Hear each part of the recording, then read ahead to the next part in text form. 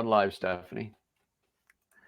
Hello, everybody. Welcome, Stephanie and I. My gosh, that was my fault. We're having a great old conversation and said, go live now. Oh, my gosh. Hello, everybody. Welcome to another fantastic live episode of Dream Business Radio.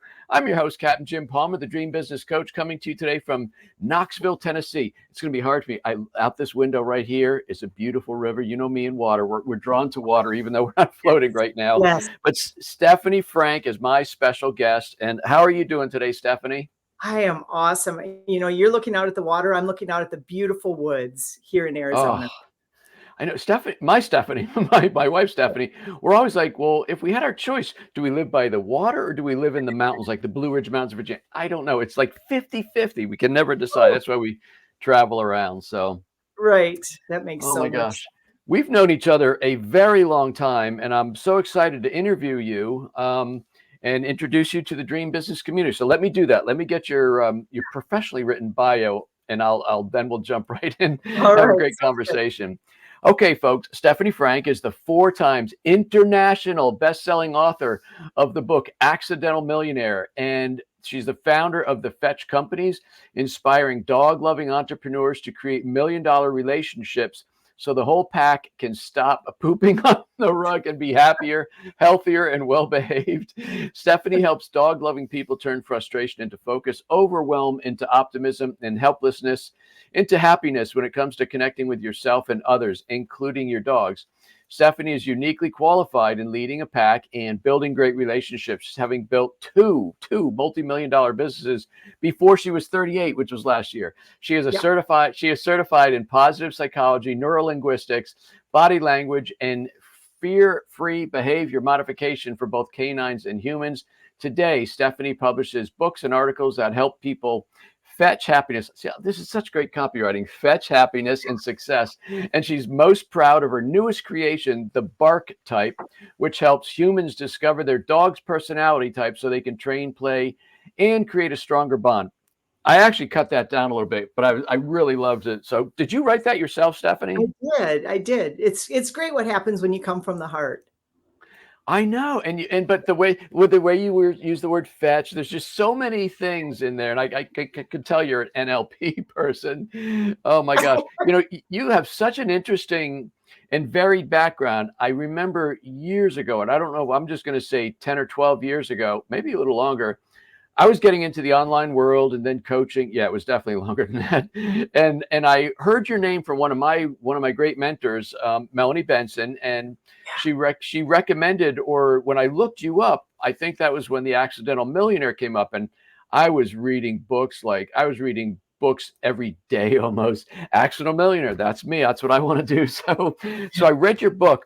And one thing I did, which I have not really done up until that point, is I sat down, I wrote you a letter, and I told you how much I appreciated the book, but you shared so much of your personal journey and the struggle to start those different companies. And you wrote back, and I think we sort of connected, at least online, and it's just been a nice little friendship ever since. Absolutely.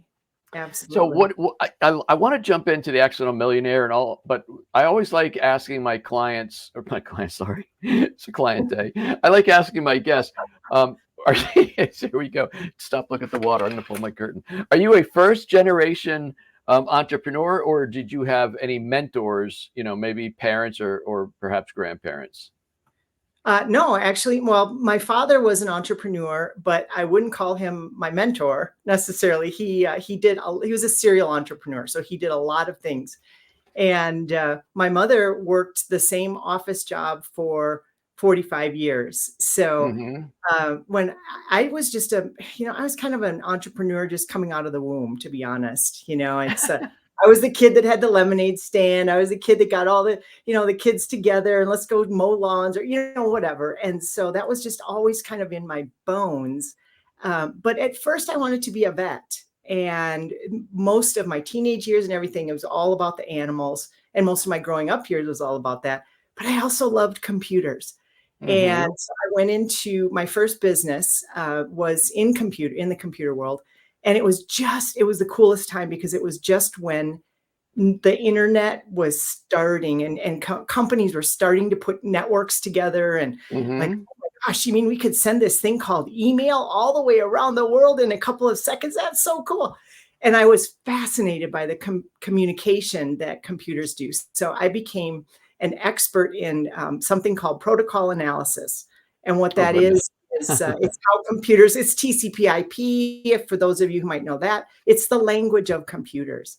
And that Okay. fascinated me. And then that brought me into the people side of things, because I started becoming hired as a what they would call today a white hat hacker or a social Hmm. engineer. And I was hired to break into computers. And sometimes that was because of the people and the personalities of the people. And I'd persuade them to give me their passwords or whatever. And sometimes it was just straight, computer work. So that was a fascinating, fascinating time. And I sold that business. It was over $10 million. And I sold that business And you uh, started it from scratch. when I was 19. I made Oh my my first sale when I gosh. was 22. Yeah. Yeah.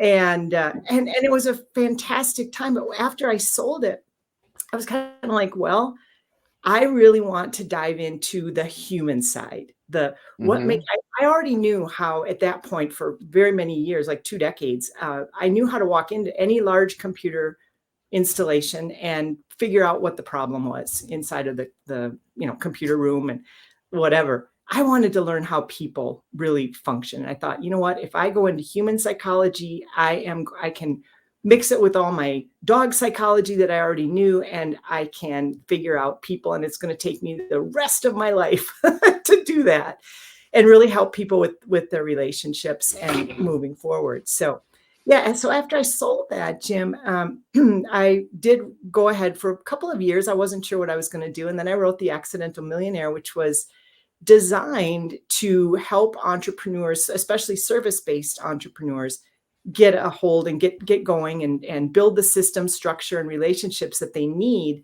in order to build their own $1 million business. Mm. Uh, Now but I'll it's tell such a great title. What is that? Was it? Did you write the title to be catchy, or did you feel like this whole thing was just a big accident? the whole thing I felt was an intentional accident. So the Okay. intention part of it was always about following my passion. I was Hmm. extremely excited about, and still am excited about, communication. So whether that's how computers communicate, how humans communicate, how interspecies communicate, it's all about the communication. And so, because I was so passionate about it, people kept coming to us, in the computer world, hiring us, and we just kept going. And pretty soon, the business was 1 million, and then two, and then five, and then and so on, growing. But it wasn't because I set out and said, I'm going to make a bunch of money. No, I was going to follow my gut. And Wow. here's a little inside story. The first revision of that book, Jim, I wrote it as a how-to book. I said, Hmm. here's how you do it. And I sent it off to an editor, and they said, this is garbage. Start over. We have something else in common. Yeah, I was so sad.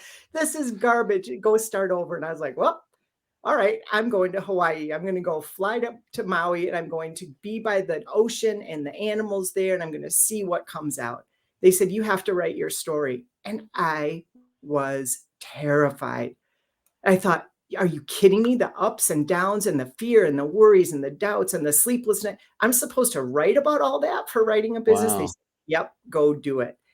And so I sat there with that blank page, and I'll tell you what happened. I was in Maui, Hawaii, at Hmm. the Kapalua Bay.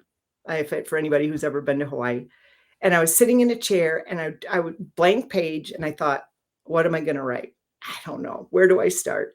And this dolphin came flying out of the ocean, and it just Hmm. flew out. Now, dolphins signify in my world the manna, or the breath of life. And I Hmm. thought, time to start.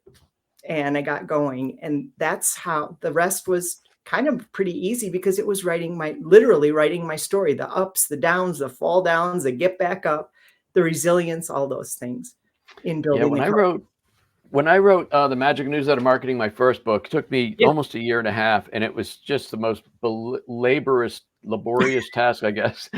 So I can't speak. I know I can't write. But then I said, here's the masterpiece. I gave it to an editor. She says, oh my God, this thing didn't say garbage, but it has to be completely reworked. It's all out of Right. order. You'll never get anybody to read it. So I had to really pony up some money and have her fix my stuff. Oh, But then, I wrote Decide, my mindset book, in like 60 days. And at that point I was just writing and pouring out. The more I exposed what, I guess Dan Kennedy and others call your kryptonite. The more you tell about all your fears and things that held you back, the more you inspire people and the more they read your stuff. So right, hence become an open book. Anyway, right. after you released the Accidental Millionaire, Stephanie, it catapulted your success curve, right? You Yeah, became, and you'd sold your business. You then became a caregiver to your mother, which something, I guess, lasted a lot longer than you initially thought. yeah, yeah, for sure. So as the book was rising and it was catapulting. So the part of that was I had started, or the part that was missing, let me just fill that in quick, is I had started another company coaching and helping all the businesses and so on. And the book came out, it blew up, and I had just signed contracts and was on my way to New York for television, radio, blah, blah, blah, all the things, right? That everybody dreams about at exactly the same time, like the same month. I mean, we're talking not just like, oh, it's sort of no, it was like the same month. My mother came to town. She moved all the way across town. I was the only person she knew, or not town, Mm, excuse me, the country. She moved okay. from Wisconsin, where I grew up, and all the way to Phoenix. And what was I going to do? Tell her, oh, sorry, I'm glad you're here now. I'm leaving. Motel 6. I mean, Yeah, exactly. And then shortly after, she proceeded to have a series of chronic things going on. And I thought, well, here I am. What am I going to do? I am at a mhm, major crossroads.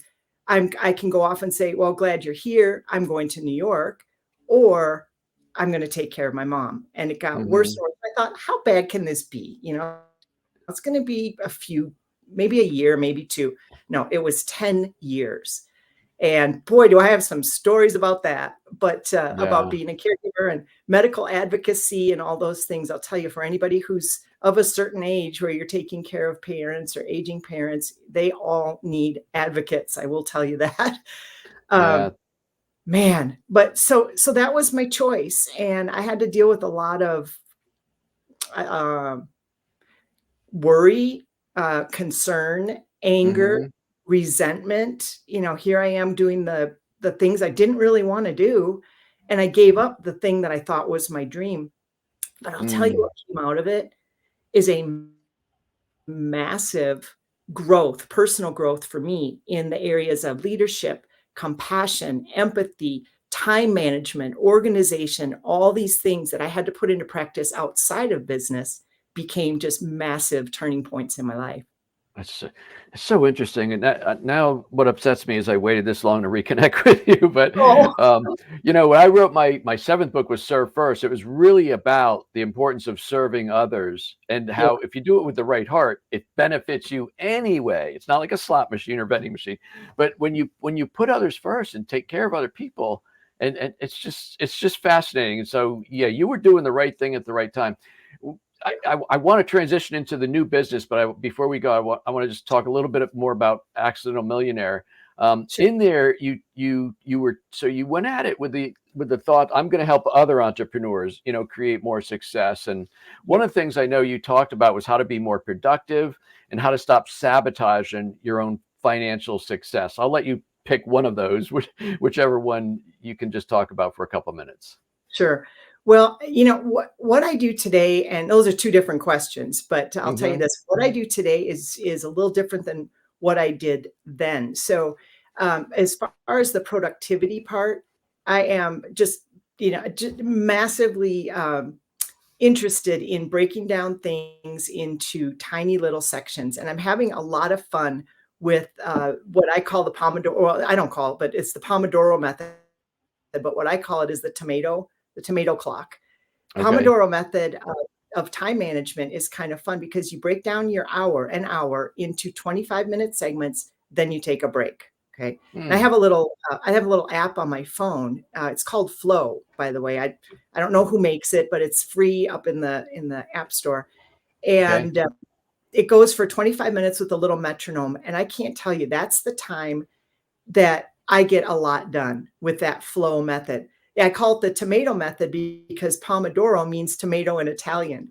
So I like Ah. to have fun in during the day. So I'm like, oh, that thing's going to cost me 4 tomatoes, or 2 tomatoes. And so it makes time management a little bit fun. Sabotaging the financial part, that goes on a big scale in a lot of different ways that we're doing it. But the first thing is having some respect and gratitude for the money that is coming into your life.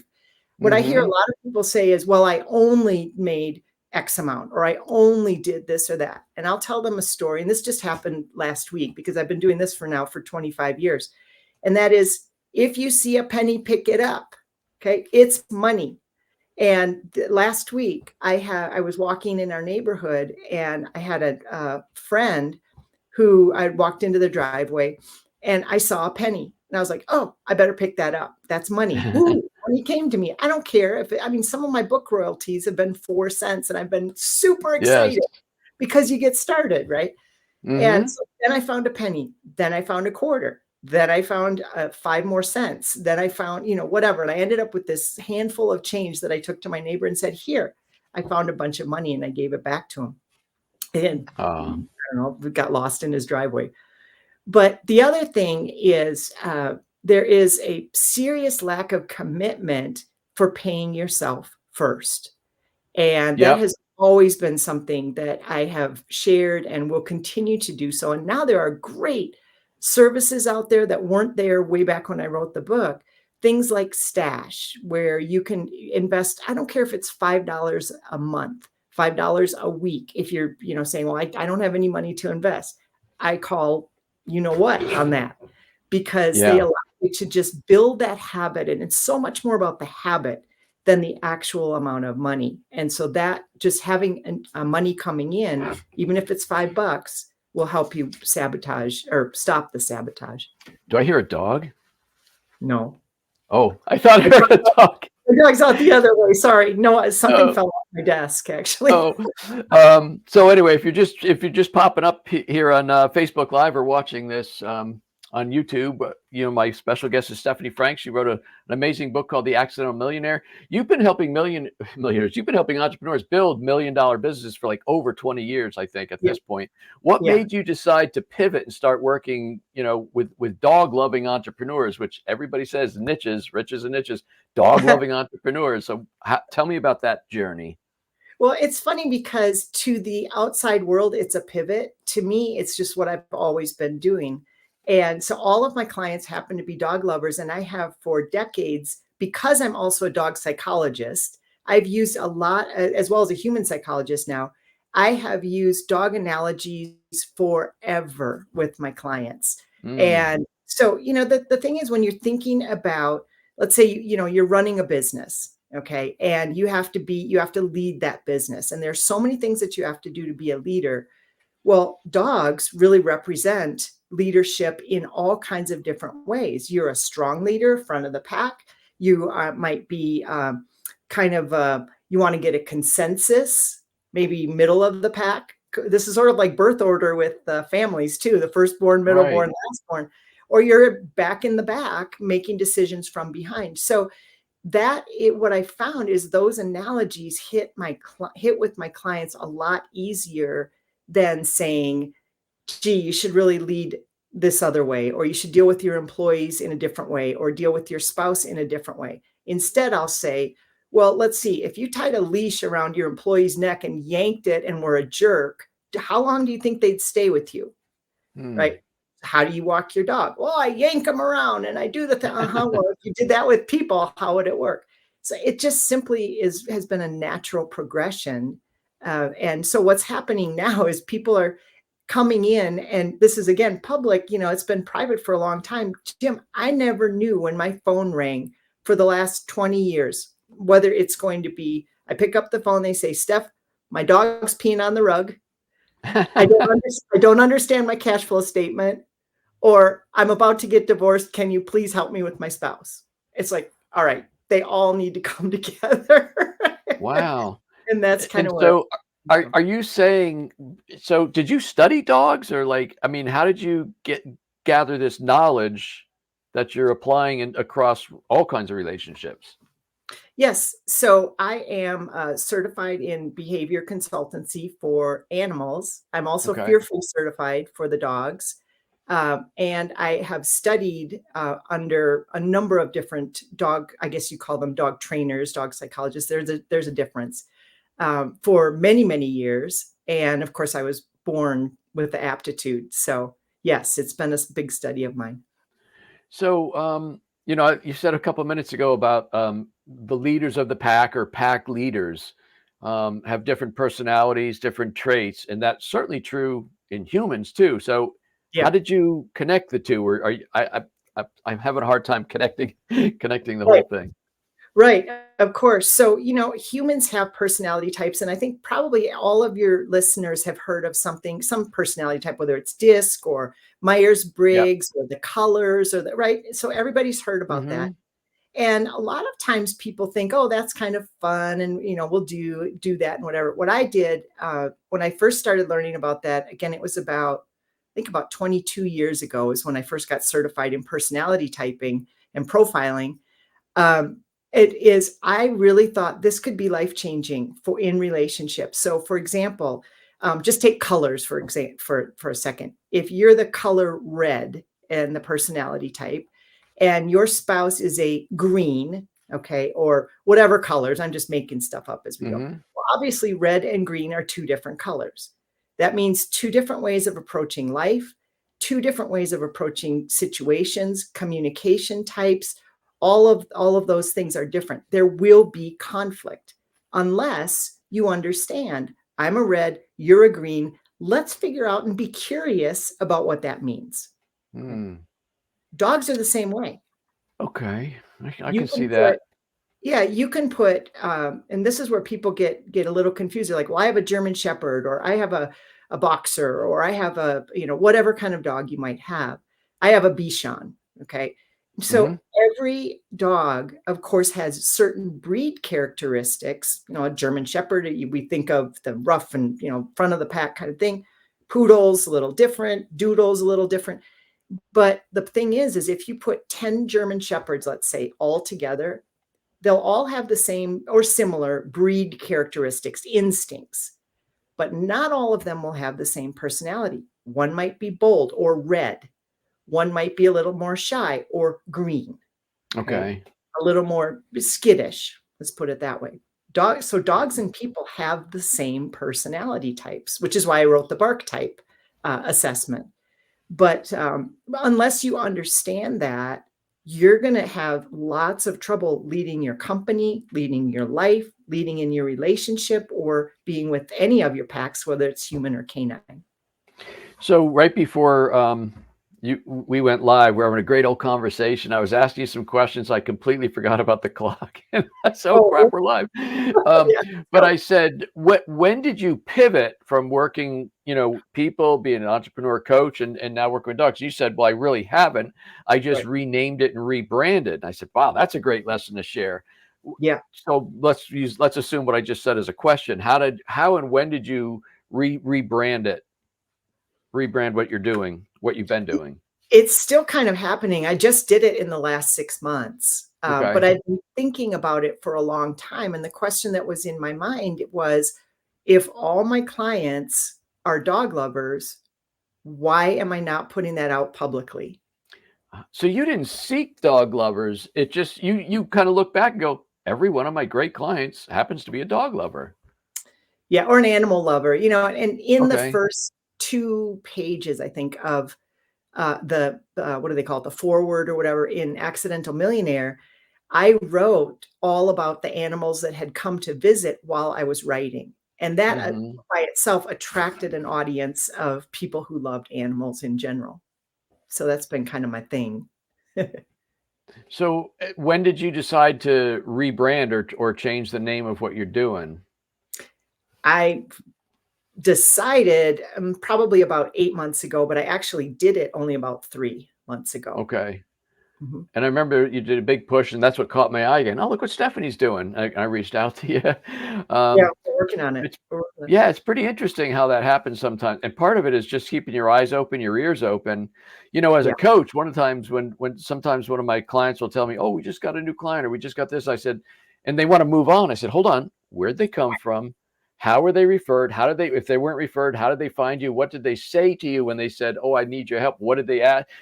Tell me everything about that. It's kind of like CSI, like figure out the Yeah, back thing so you can go for more of that, right? So for that's a sure. really big clue.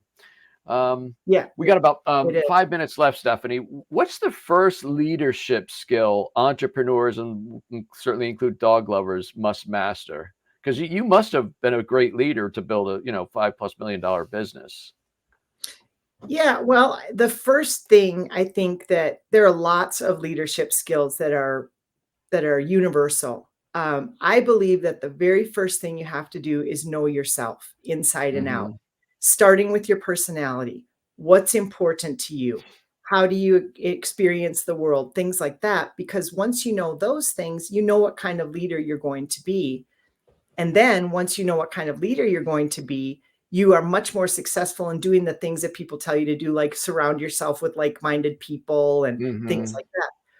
What I think the biggest pitfall that business owners or entrepreneurs do, and I just heard this yesterday, they said that is, I'll go figure it out and then I'll teach it to somebody to do it the way that I want it done, whatever it is. Okay. Okay. Big, big mistake. Oh. And because, when you think about it, think of large corporations, very large corporations. Does the CEO of General Motors, I don't know, uh, Hmm. when the CEO is not busy, go down in the mailroom and lick stamps? No, No, of course not. Do they even know how the mail goes out? they don't know where the mailroom is. Right, exactly, and that's what you should aspire to is and a lot of people have trouble with that, and leadership doesn't mean putting the choke collar on and dragging people around. It means being really clear on your vision, on your mission, and your strengths, your weaknesses, and how to fill those gaps. Once you know that, and you can explain to people not how to do their job, but I think there's a famous saying out there right now is who, not how, right? Is who can do the job.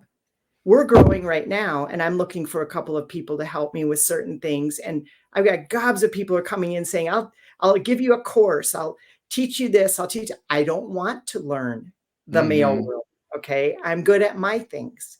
And so you lead by setting the goals or the objectives for the person. And once they know what the goal or objective is, now that you would assume that they have the skills to do the job that you're hiring them for. What do you think is the biggest trap that most pack leaders fall into? I kind of already said it. It said dictatorship. It's all right, Okay. sit somebody down, tell them My how way to. or the highway. Yeah, and yeah, quick story before we go. I learned this quite early in my first company. I was probably 20, 21 years old, and I was that dictator. And I was telling everybody how to do their job, the salespeople and this and that. And we had, I don't know, 15 or so people. I didn't know everybody's job, but I thought I did, and I thought I had to. And so one day a salesperson came to me and he said, if you tell me no one more time or how to do my job one more time, he was, of course, our top person. I'm leaving. I was like, you are not. You'll be here. You'll do blah, blah, blah. Yeah. Well, guess what? He I, left. I tried to tell him again how to do it. And he got up and walked out. Oh, And that wow. was a big lesson, in stop being such a dictator and instead be kind, be focused on your vision, on your mission. That's your job as the head of your company, is to have your vision, have your people, and figure out how to get it funded. That's it. Wow. What a great half hour, Steffi. Thank you so much. I'm really glad we reconnected. You shared some really wonderful things. So is the Bark Type, is that a book people can get now? BarkType is online. You can just go to Okay. barktype.com, and it's also at my website, which is at fetchyourbestlife.com. And it's just a simple 11 question quiz that'll tell you your dog's bark type, and it'll tell you how to deal a little bit better with your dog, which also translates to people. Wonderful. So if I was to ask another time, what's the best place people connect with you? Is it fetchyourbestlife.com? It is. Great. Stephanie Frank, thank you so much. What a pleasure to have you on Dream Business Radio. Jim, it was so much fun. Oh my goodness. Hey folks, what a great half hour. I suggest you re-listen to this. There's quite a few nuggets of wisdom in there. And thanks again, Melanie, for connecting us all those years back. So you can connect with Stephanie again at fetchyourbestlife.com. You can connect with me at getjimpalmer.com. But that's it. Until this time next week, another fantastic interview. I am Captain Jim Palmer, the Dream Business Coach. You take good care.